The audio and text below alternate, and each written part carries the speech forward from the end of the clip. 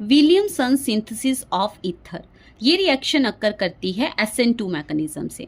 SN2 mechanism एक single step reaction है जिसमें जो आपका स्ट्रॉन्गर न्यूक्लियोफाइल है वो सब्स्टिट्यूट हो जाता है और जो वीकर न्यूक्लियोफाइल है वो लीविंग ग्रुप की फॉर्म में बाहर निकल जाता है।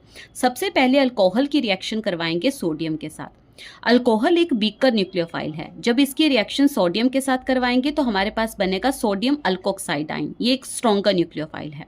इसकी रिएक्शन करवाएंगे अल्काइल हैलाइड के साथ। जो हैलोजन है वो कार्बन से ज़्यादा इलेक्ट्रोनेगेटिव है।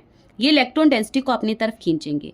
जो इलेक्ट्रॉन डेंसिटी एक्सेप्ट करता है उस पर नेगेटिव चार्ज, जो डोनेट करेगा उस पर पॉजिटिव चार्ज। अब न्यूक्लियोफाइल आसानी से इस पर अटैक कर सकता है और हमारे पास क्या बन जाएगा, ईथर। और जो X नेगेटिव है ये बीकर न्यूक्लियोफाइल है तो लिविंग ग्रुप की फॉर्म में बाहर निकल जाएगा।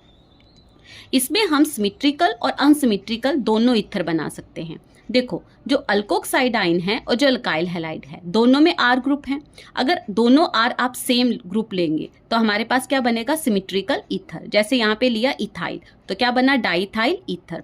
बट अगर डिफरेंट लोगे तो अनसिमेट्रिकल ईथर।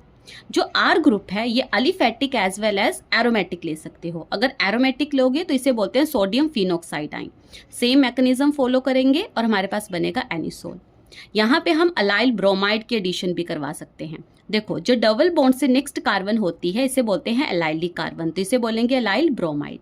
याद रखना है जो कार्बन आपकी हैलोजन के साथ जुड़ी है वही कार्बन सब्स्टिट्यूट होगी ऑक्सीजन के साथ, क्योंकि उसमें सबसे ज़्यादा पॉजिटिव चार्ज होगा।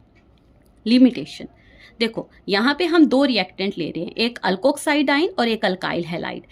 याद रखना है जो अल्काइल हैलाइड है वो सिर्फ और सिर्फ कौन सा यूज़ करना है, प्राइमरी। अगर हमें ether as a major product चाहिए तो अल्काइल हैलाइड हमें प्राइमरी यूज़ करना है, क्योंकि जो SN2 मैकेनिज्म है ये सिंगल स्टेप रिएक्शन है। अल्काइल हैलाइड में कम बल्कि ग्रुप प्रेजेंट होते हैं।